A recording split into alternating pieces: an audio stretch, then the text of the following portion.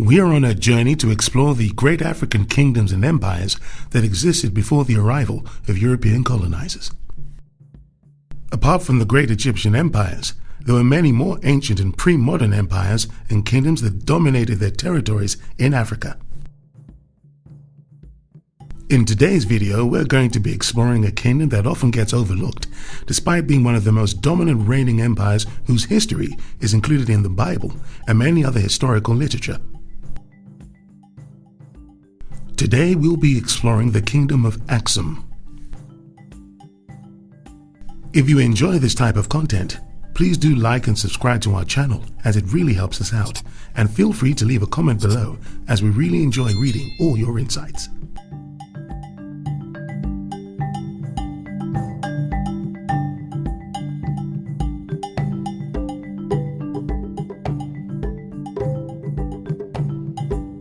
The kingdom of Aksum, also known as the Aksumite Empire, was one of the most powerful ancient kingdoms in Africa. It was located in the northern part of modern-day Ethiopia and Eritrea. The kingdom of Aksum was known for its wealth, military prowess, sophisticated culture, and solid and significant contributions to the development of Christianity. This kingdom grew from the Proto-Aksumite Iron Age period around the 4th century B.C.E. to achieve prominence by the 1st century C.E. It grew to achieve trading power, particularly in the commercial route between the Roman Empire and ancient India. It flourished for over 1,000 years, from approximately 100 CE to 940 CE, before its eventual decline. It left a lasting legacy on the region. During its peak, the kingdom of Aksum's power extended as far as other continents such as southern Arabia, Europe, and Asia.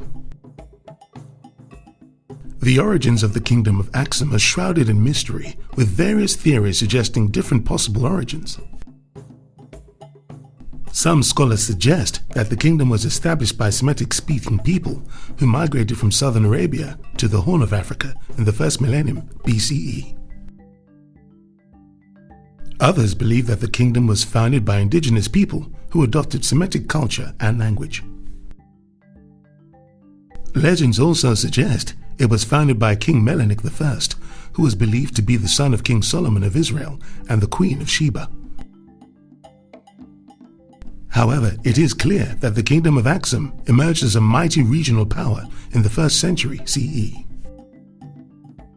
The kingdom was strategically located on the Red Sea, allowing it to control the trade routes between the Mediterranean and India. The kingdom had access to valuable commodities such as gold, ivory, spices, and exotic animals, which made it incredibly wealthy. As a result, the kingdom became a powerful trading hub in the region. It attracted many visitors from as far as Yemen, southern Saudi Arabia, Egypt, Sudan, and India, amongst many. Later, the kingdom became a center for Christianity, giving it even more power and influence. The expansion of the kingdom of Aksum was driven by a combination of several factors, including military conquest, trade, and religious influence. It had a well-organized military that was equipped for advanced weaponry such as iron spears and swords. This advantage enabled it to conquer rival kingdoms such as the Kingdom of Kush. Its strategic location on the Red Sea coast also gave it power over trade in major commercial routes between Africa and Asia. As a result, they traded goods such as ivory, gold, and slaves with Arabia, Persia, and India. Their trading power allowed them to also exert political influence on neighboring kingdoms and regions. Similarly, Aksum became the first kingdom in Africa to adopt Christianity in the 4th century. This conversion to Christianity enabled it to establish diplomatic relations with other Christian nations, and soon they had influence into neighboring nations and kingdoms that started to adopt Christianity. By the 5th century, the kingdom was at its peak of power and influence. It controlled a large portion of the Horn of Africa and still had strong trade relations with the Roman Empire, India, and other parts of the world. There is no clear history of leadership in this kingdom. Some legends claim that Menelik I was the first leader. However, the historical accuracy of this is disputed. However, the earliest recorded rulers of the kingdom were the Zagwe dynasty, who ruled from the 4th century to the 10th century CE. The Aksumite dynasty was also said to have begun leading in the 1st century CE, and they led to the kingdom's peak power and prosperity. The governance of the kingdom of Aksum was centralized and hierarchical. It was led by a series of powerful kings and queens who had the ultimate authority and was supported by the council of advisors, priests, and nobles. The kings were named Negus, which meant the ruler in the Gese language. Justice and fairness were given considerable weight in the governance of the Aksumite kingdom. Historically, the kings of Aksum were renowned for their knowledge and abilities to lead and protect their subjects. The kingdom was also divided into provinces, which were led by a governor appointed by the king. The governor was responsible for collecting taxes, ensuring the law was followed, and maintaining order in their provinces. The most famous of these rulers was King Ezana, who ruled from approximately 320 CE to 360 CE. He is said to have succeeded his father, Ella Amida Usanas, as king while he was still a young boy, but his mother, Sophia, served as a regent until he attained the right age to rule. Aksum reached its peak under his leadership. During his reign, the kingdom expanded its territory, conquered neighboring regions, and became a significant regional power. He was also the first king to convert to Christianity and was successful and crucial in promoting Christianity as the official religion in the kingdom. Another influential ruler of the kingdom was King Caleb, who reigned from the mid-6th century to the early 7th century. He was famous for his military expeditions, one of which was an invasion of Yemen, which was a success. In addition, he was also a devout Christian who was instrumental in spreading Christianity throughout the region. Following the Aksumite dynasty, the kingdom declined and became fragmented. Eventually, the Zagwe dynasty conquered it again in the 10th century, later ending the kingdom's dominance in the region. In addition, the Queen of Sheba was a very powerful ruler of Aksum. She is said to have visited King Solomon of Israel, and together they had a son, Menelik I, who later became the first emperor of Ethiopia. Menelik I, being the son of King Solomon of Israel, formed the Solomonic dynasty from which the rulers of Ethiopia, up to the 1970s, are said to have descended. Other rulers in the Solomonic dynasty included Menelik II, 1889 to 1913, Lige Iyasu, 1913 to 1916, Empress Soditu, 1916 to 1930, and Haile Selassie I, 1930 to 1974. Additionally, Menelik I is claimed to have brought the biblical Ark of the Covenant to Ethiopia, which is the religious relic that is believed to contain the tablets on which the 10 Commandments were written. The kingdom's strategic location on the Red Sea allowed it to control trade routes between the Mediterranean and India, making it a hub for trade. The kingdom exported gold, ivory, spices, and exotic animals, and imported luxury goods such as silks, spices, and glassware. Generally, it was deeply involved in the trade network and heavily profited from it. The kingdom of Aksum also had a sophisticated agricultural system that allowed it to feed its growing population. They grew crops such as teff, wheat, barley and lentils in fertile lands around the kingdom. Its farmers used advanced techniques such as terracing, irrigation, and crop rotation to maximize yields and minimize the risk of crop failure. Additionally, some people raised cattle, sheep, and camels. Besides trade and agriculture, the kingdom had several notable achievements. For instance, it developed its own alphabet called the Giz alphabet. It also became the first African civilization in economy and politics to develop and issue its own gold coins, which bore legends in Giz and Greek. The kingdom of Aksum was a culturally rich and diverse kingdom, home to various peoples and languages. The kingdom was known for its sophisticated art and architecture, which included monumental stone obelisks, palaces, and churches. Its culture is recorded to have heavily influenced in its interaction with many ancient civilizations, such as Greek, Romans, and Persians. The kingdom of Aksum was also one of the first to adopt Christianity. According to tradition, the kingdom was converted to Christianity by the Apostle Philip in the 1st century CE. However, it was in the 4th century CE, during the reign of King Ezana, that Christianity became the dominant religion in the kingdom. King Ezana embraced the orthodox tradition of Christianity after what he claimed to have been a vision in which he was instructed to embrace the religion. He soon declared Aksum a Christian kingdom and started to spread Christianity to other regions. Aksum Christianity was unique in several ways. It practiced monkhood and had its own religious literature, such as Kebra Nagast, which told the story of the Ethiopian kings and their connection with the biblical king Solomon and Queen of Sheba. Besides Christianity, the Aksumites also practiced Judaism and traditional African religions, and some aspects of these faiths found their way into Aksumite Christianity. The Aksumites, for instance, believed that evil spirits called Zar could possess humans and make them ill.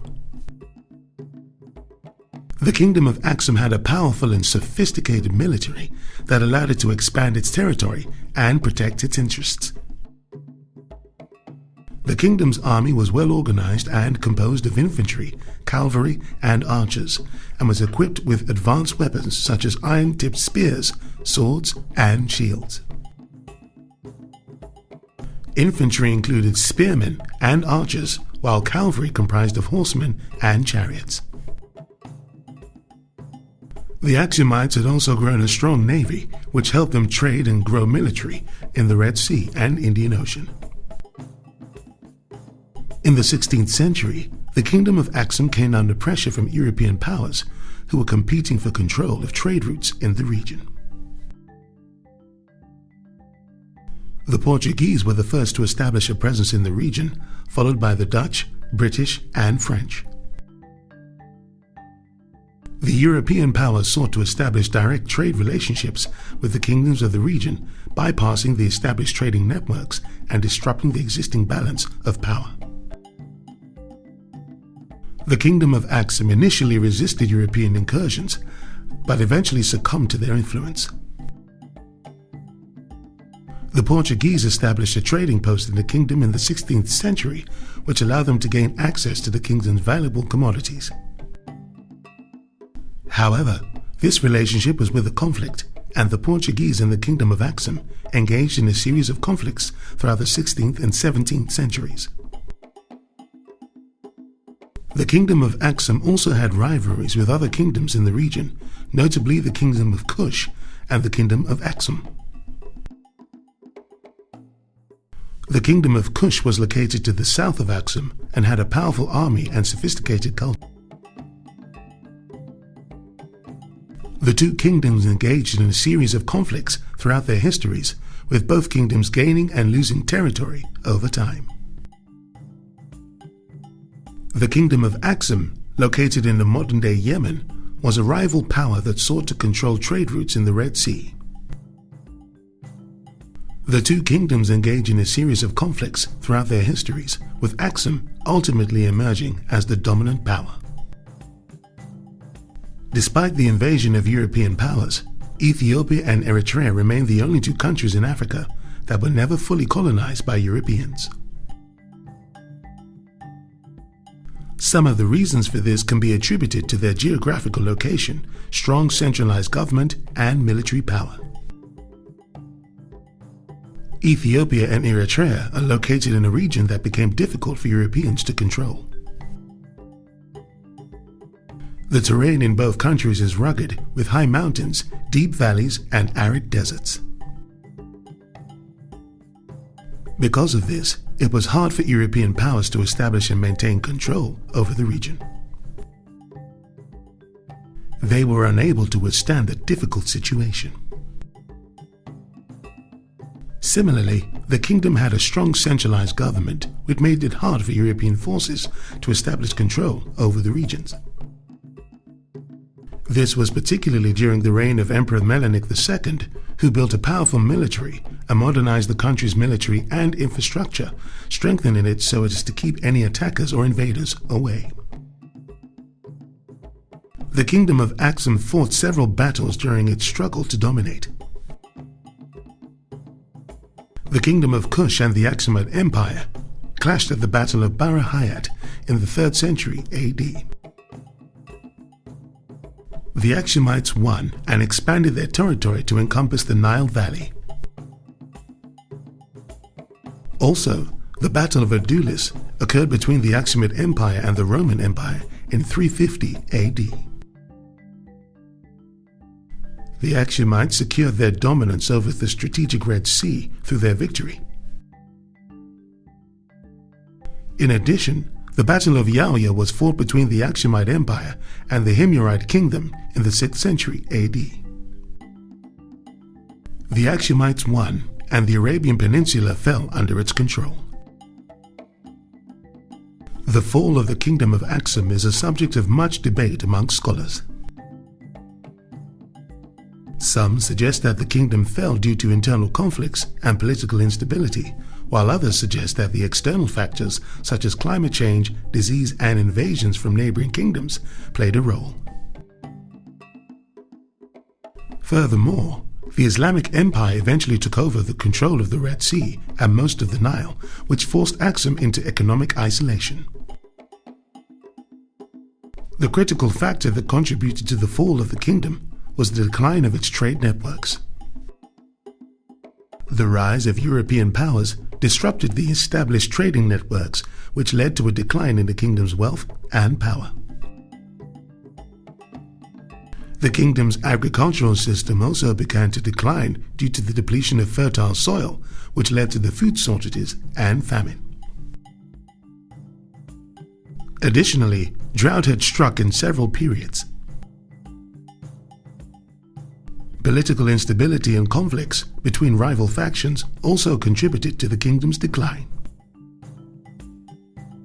Despite the fall of the Kingdom of Aksum, the region remains an important cultural and historical site.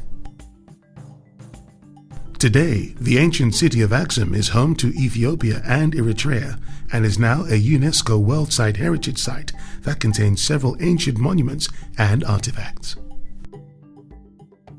This includes the towering obelisks that marked emperors' tombs, the ruins of Queen Sheba's palace, and several ancient churches. It is now a major tourist destination for many people across the globe. The Kingdom of Aksum also left a lasting legacy on the region. The kingdom's adoption of Christianity helped to spread the religion throughout the region, and many of the religion's modern-day churches are descended from the ancient churches of Aksum. The kingdom's sophisticated agricultural techniques also continue to be used in the region, and the terracing and irrigation systems developed by the kingdom continue to be used to this day. If you made it to the end of this video, please give us a thumbs up and leave a comment below. We really hope you've enjoyed this video and learned something new today. We are really passionate about sharing lesser-known history of kingdoms and empires so we really do appreciate all of your support and comments. Please check out the description box for more information on how you can further support this channel, and please follow us on our social media channels.